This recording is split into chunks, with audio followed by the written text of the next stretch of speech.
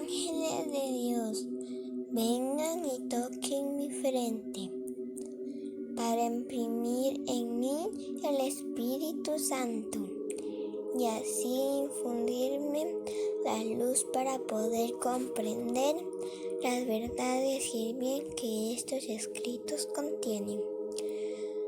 Luz de la sabiduría eterna, revélame el misterio de Dios Padre y Dios Hijo, unidos en un solo amor. En el nombre del Padre, del Hijo, del Espíritu Santo. Amén. Siento la necesidad de tu vida para vivirla. Quiero vivir de ti para que tú hables en mí y no yo, y tú puedas hablar lo que quieras y como mejor lo quieras. El trabajo y las almas son tuyas. Yo solo te presto mi voz y mi intención y tú haz el resto. Me abandono en tus brazos, Jesús y Reina Mamá. Gloria al Padre, al Hijo, al Espíritu Santo, como era en un principio, ahora y siempre, por los siglos de los siglos. Amén. Continuamos la lectura del volumen 2. Entramos en un escrito del 10 de marzo de 1899, cuyo título dice Advertencia de castigos. Y dice Luisa: estando en mi habitual estado, se hizo ver mi siempre amable Jesús, todo amargado y afligido, y me dijo: hija mía, mi justicia se ha cargado mucho, y son tantas las ofensas que me hacen los hombres que no puedo más sostenerlas. Por lo tanto, la hoz de la muerte está a punto de tocar a muchos de improviso y con enfermedades que serán una especie de juicio. ¿Quién puede decir los tantos castigos que me hizo ver y el modo como yo quedé aterrorizada y asustada? Es tanta la pena que siente mi alma que creo que es mejor pasarla en silencio. Continúo diciéndolo porque la obediencia lo quiere. Entonces me parecía ver las calles llenas de cadáveres humanos y la sangre que inundaba la tierra. Ciudades sitiadas por enemigos que no respetaban ni siquiera a los niños. Me parecía como tantas bestias salidas del infierno, no respetando ni iglesias ni sacerdotes. Parecía que el Señor enviara un castigo del cielo, que sea no sé qué decir. Solo me parecía que todos recibían un golpe mortal. Algunos quedarán víctimas de la muerte y algunos se repondrán. Me parecía también ver las plantas secas y muchos otros males que deben venir sobre las cosechas. Oh Dios, qué pena ver estas cosas y estar obligada a manifestarlas. Ah, Señor, aplácate. Yo espero que tu sangre y tus llagas sean nuestro remedio. O si no, deja caer castigos y males sobre esta pecadora, pues los merezco. Si no, tómame y entonces estarás libre para hacer lo que quieras. Pero mientras viva, haré cuanto pueda para oponerme a castigos y a males. Entonces, es un escrito muy doloroso. Pensemos que Luisa lo puso con fecha de 1899 y estamos en el año 2020. Y es más actual que ningún otro escrito. El Señor, una vez más, si lo leyéramos con la fecha de hoy, entenderíamos con claridad que realmente la justicia, la divina justicia, está cargada. Porque las criaturas, aquí dice, las ofensas que me hacen los hombres, pero en general hombres, mujeres, niños, viejitos, adultos, ¿verdad? Entonces, y el Señor dice, no puedo más sostenerlas. ¿Cuántas apariciones de la Virgen María durante el siglo XX nos revelan esta misma preocupación? El vaso está lleno, el vaso se está derramando, lo dice la misma Virgen María. Entonces, la hoz de la muerte, dice Luisa, dice nuestro Señor, la hoz de la muerte está a punto de tocar a muchos de improviso y con enfermedades, que serán una especie de juicio. Entonces, pensemos la situación que estamos viviendo hoy, una pandemia a nivel mundial que se ha llevado a muchísimas personas. Igual, recordemos las imágenes cuando veíamos después de Semana Santa, ¿verdad? Cuando los cadáveres en Italia, recordemos los ataúdes, cómo presentaron aquella iglesia repleta de ataúdes, ¿verdad? De personas que ya no había dónde ponerlas. Recordemos en Brasil que se acabaron los cementerios. Recordemos las imágenes de Ecuador donde no recogían a los difuntos y los tenían en las casas o los tiraban a las calles en bolsas y llegaban los opilotes a comérselos. Entonces, esta pandemia también yo creo que es como el inicio, ¿verdad? De realmente esta hoz de la muerte que ha caído. Sin embargo, Luisa también dice que muchos se van a reponer, pero muchos realmente van a morir. Entonces, Luisa ve la imagen de lo que nosotros estamos viendo a través de los teléfonos, a través de internet, a través de las noticias, a través de todo eso. Me parecía ver las calles llenas de cadáveres humanos y la sangre que inundaba la tierra.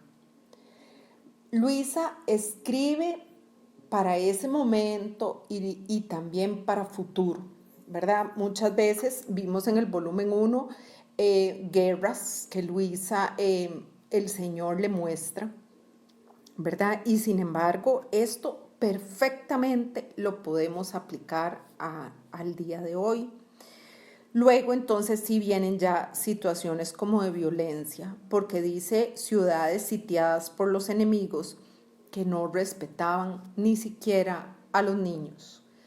Sin embargo, estos niños que no se respetan, pensemos en la cantidad de abortos diarios que el mundo en silencio pasa. Eso no es una pandemia, ¿verdad? Para el mundo eso no es una pandemia y realmente son asesinatos atroces que se hacen a bebés que no pueden defenderse. Entonces,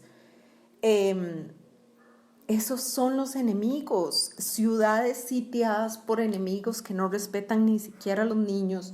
Y sabemos cuántas organizaciones internacionales están alrededor de grupos, la Organización Mundial de la Salud promoviendo igualdad, matrimonio igualitario, el aborto, la eutanasia, la adopción de niños a parejas del mismo sexo y tantas cosas que nos quieren hacer parecer normal. Entonces, sin respetar niños, a un niño no le preguntan si quiere ser adoptado por una pareja de personas del mismo sexo. Entonces, no respetamos a los niños tampoco.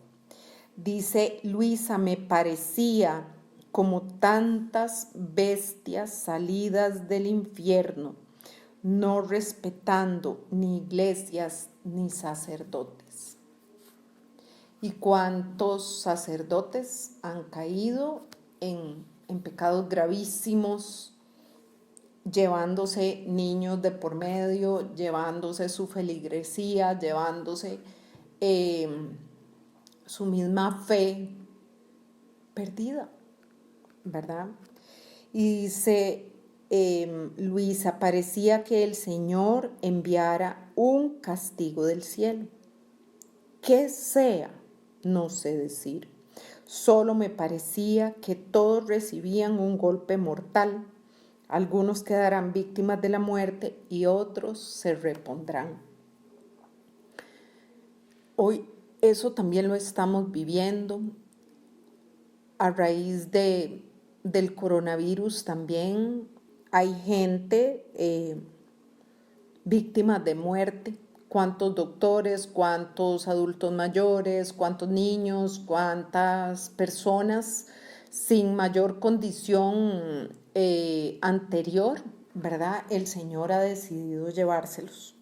Entonces, el por qué unos quedan y otros no, eso es voluntad de Dios, ¿verdad? Porque tal vez quedan cuando dicen adultos mayores de hasta 99 años y ellos quedan, no fallecen, y tal vez una persona mucho más joven con mucho mejor condición de salud y el Señor decide llevárselo. Sin embargo, todo esto es como para ponernos a pensar realmente, porque estamos todos expuestos, no sabemos en qué momento, ¿verdad? Pero igualmente, cada vez que nos dormimos es como morir, porque no sabemos si vamos a despertar. Entonces, ¿cuánto hemos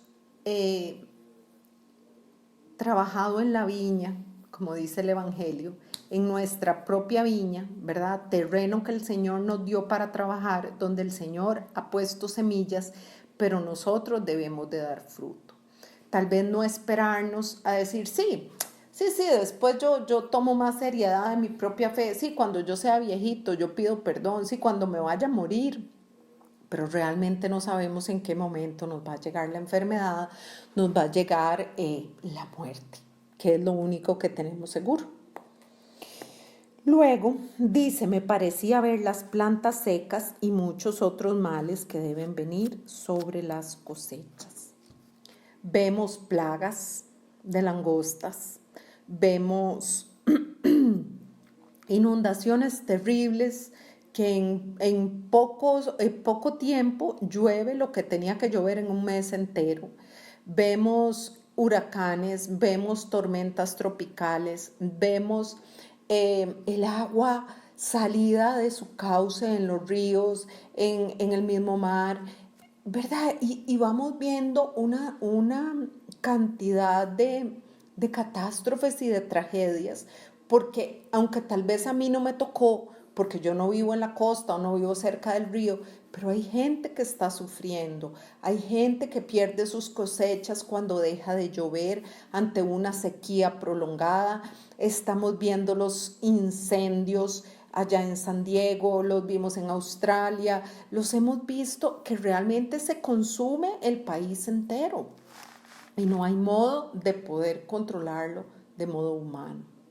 Pero ¿quién invoca a Dios para estas tragedias a nivel mundial que están sucediendo? ¿Verdad? Y seguimos creyendo que con nuestras fuerzas humanas lo vamos a lograr. Pero aquí el Señor cada vez siento yo que jala más la cuerda para que volvamos a ver al cielo, para que pidamos su ayuda y su misericordia. Recordemos la Virgen María que nos ha pedido insistentemente el rezo del Santo Rosario. Ahora que nosotros sabemos un poquito sobre la divina voluntad, sabemos que el rosario es la vida de nuestro Señor puesta en nuestras manos a través de la Virgen María y que nosotros podemos aplicar los giros a través de la meditación de los misterios gozosos, dolorosos, gloriosos y luminosos, ¿verdad? Y así comprometernos con esa meditación diaria. Ofrecerlo por las ánimas del purgatorio, por la conversión de las almas, ¿verdad? Poner la intención en Jesús y en la Virgen María y ellos sabrán, ¿verdad? Unirlo al rosario de todas las almas que rezan diariamente el Santo Rosario y ofrecérselo a la Virgen en divina voluntad como una corona no de rosas, sino de soles, como lo dice en el libro de las meditaciones de la Virgen, en el principio. ¿Verdad? Que las almas le ofrecen en el mes consagrado a la Virgen flores, le ofrecen novenas, le ofrecen, pero Luisa dice que ella quiere entretejerle su propia corona de soles, siendo actos en divina voluntad. Entonces, el Señor nos ha dejado este conocimiento para hacer uso de él, para hacer muchos actos en divina voluntad, para ayudar a esta catástrofe. Luisa dice que ella prefiere pasar esta pena en silencio y sin embargo la describe. Ella describe lo que está por venir, ¿verdad? Entonces, ese pasarla en silencio lo veíamos ayer en la hora de la pasión de fundirse, en la hora 13, en la segunda parte de la hora 13, de fundirse en la divina voluntad, como es un trabajo interior donde nosotros disponemos nuestra alma y el Señor viene a trabajar en nuestro interior. Pero entonces necesitamos fidelidad y mucho amor a estas verdades de cielo que el Señor nos va revelando. Oh Dios, qué pena ver estas cosas y estar obligada a manifestarlas.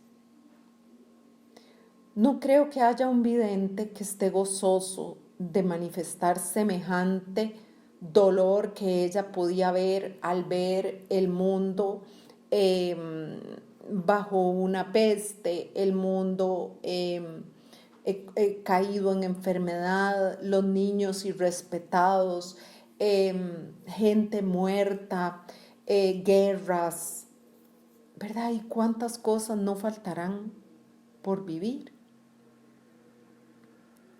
Y Luisa le dice: Señor, aplácate. Yo espero que tu sangre y tus llagas sean nuestro remedio. Entonces, tenemos la sangre y las llagas de nuestro Señor.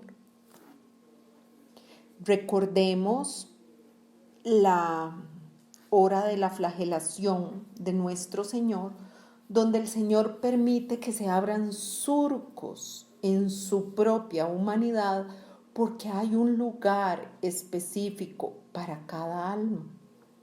Entonces, pensemos en lavar con esta sangre que el Señor, a través del misterio de la flagelación, el Señor nos devuelve la vestidura real de hijos de Dios a precio de sangre y de su propia muerte. Pero nosotros tenemos que tener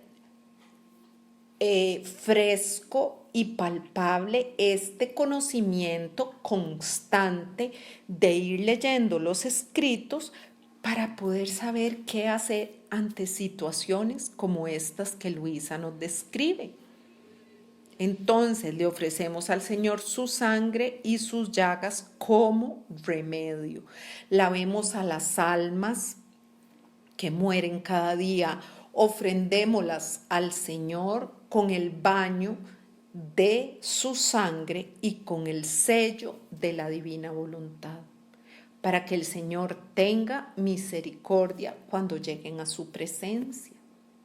Podemos bautizar a todos los agonizantes, como nos dice en la hora de la pasión, en la segunda hora de la pasión, que Jesús contempla el atardecer y pide al Padre que las almas que están por entregar su vida la pongan en orden a Dios. Y nosotros vamos más allá, vamos a la Virgen María, que también en la hora de la agonía del huerto, cuando llevamos la sangre de nuestro Señor en la tercera hora de agonía, cuando llevamos la sangre del Señor a todas las almas, vamos al lecho de los enfermos y de los agonizantes y a manos de la Virgen sellamos sus frentes con la sangre de Jesús, que como un nuevo bautismo selle la fe, la esperanza y el amor para que se presenten ante el Señor con ese baño de pureza. Entonces, aunque estemos viendo y viviendo castigo, ¿verdad? Porque también todo ahora queremos ver al Señor como muy misericordioso y realmente el Señor lo es. Sin embargo, nos vamos al otro extremo, ¿verdad? De que el Señor es todo misericordia y el Señor no castiga. Pero si usted y yo somos papás y tenemos un hijo que está torciendo el camino, pues hay que enderezarlo. Y aquí donde es un mundo entero, una generación entera que ha salido del camino indicado que debíamos de recorrer, pues entonces hay que aplicar justicia. Es justicia divina. Hay otros que lo querrán ver como castigo, pero usted y yo, siendo papás, una reprensión a un hijo, un regaño, un quitarles algo que les gusta, que no vean su programa, que no salgan en el momento en que se podía salir, ¿verdad? Eso era una reprimenda para ellos y la siguiente vez que iban a cometer la misma travesura, pues lo pensaban dos veces porque sabían que tenía consecuencia.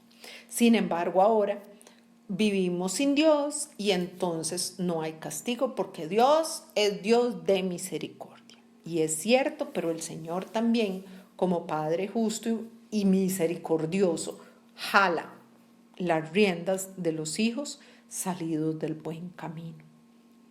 Entonces, Luisa le dice: aplácate, yo espero que tu sangre y tus llagas sean nuestro remedio, o si no, deja caer los castigos y los males sobre esta pecadora, pues los merezco. Imagínense la santidad a la que llega Luisa,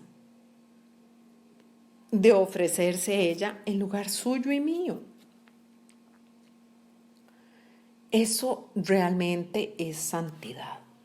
Tenemos la vida de San Maximiliano Kolbe, quien también ofrendó su vida en un campo de concentración para que un papá no dejara a sus hijos huérfanos. Pero entonces usted y yo seríamos capaces de tomar sobre nosotros mismos las penas ajenas. Cuando no nos gusta el padecer, no nos gusta el sufrimiento y más bien se lo tiene merecido, es lo que decimos, ¿verdad? Entonces también aquí analicemos cuánta santidad la de Luisa y cuánto debemos agradecer esos ofrecimientos que ella le hizo a nuestro Señor y que evitaron que la hoz de la muerte y del castigo cayera sobre las generaciones. Porque aunque Luisa vivió y escribió en 1899, pudo evitar muchos castigos ofreciéndose ella. Acordémonos de la guerra entre Italia y África, con que terminamos el volumen 1. Y le dice Luisa: si no, tómame, y entonces estarás libre para hacer lo que quieras, pero mientras viva haré cuanto pueda para oponerme a castigos y males. ¿Cuánto interés estamos poniendo en la conversión de las almas?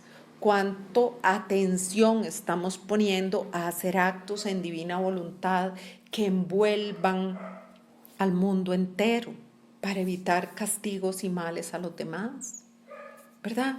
Y sin embargo somos tan rencorosos que muchas veces somos capaces de preferir un castigo para alguien porque se lo merece. Entonces, valoremos el sacrificio de Luisa, valoremos su amor por nosotros, su amor a Jesús, su sacrificio tantas veces que se dejó crucificar, que se dejó coronar de espinas, que dejó que el Señor hiciera en ella. Agradezcámosle al Señor por cada conocimiento de divina voluntad que nos presta para trabajar por el bien de las almas, para devolverle al Señor la gloria y el amor que como criaturas estamos en deber de darle, y por devolvernos a nosotros el puesto para el que fuimos creados, ese mismo puesto que tuvo Adán en la creación. Gloria al Padre, al Hijo, al Espíritu Santo, como era en un principio, lo es ahora y siempre, por los siglos de los siglos. Amén.